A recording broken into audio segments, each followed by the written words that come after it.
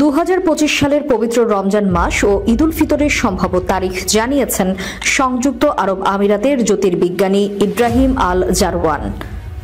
আমিরাত জ্যোতির্বিদ্যা সোসাইটির এই চেয়ারম্যান বলেছেন, আগামী 1 মার্চ থেকে পবিত্র রমজান মাস শুরু হওয়ার সম্ভাবনা বেশি, অর্থাৎ আর মাত্র 7 সপ্তাহের অপেক্ষার পরই শুরু হবে ইবাদতের মাস রমজান। বিশ্বের বেশিরভাগ দেশেই খালি চোখে বা আধুনিক যন্ত্র ব্যবহারের মাধ্যমে রমজান মাস শুরুর তারিখ ঘোষণা করে থাকে। কিছু দেশ দিন ক্যালেন্ডার গণনার মাধ্যমে আগে থেকেই দিন তারিখ নির্ধারণ করা থাকে। আরবি 12 মাসের মধ্যে 9তম মাস হলো রমজান।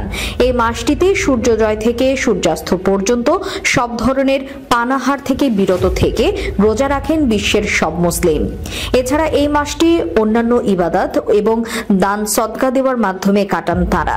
এবারে রমজান মাসটি যদি 29 দিনের হয়, তাহলে আগামী 30 মার্চ মধ্যপ্রাচ্যের দেশগুলোয় ঈদুল ফিতর পালিত হবে। অপরদিকে 30 দিনের হলে 31 মার্চ হবে ঈদ।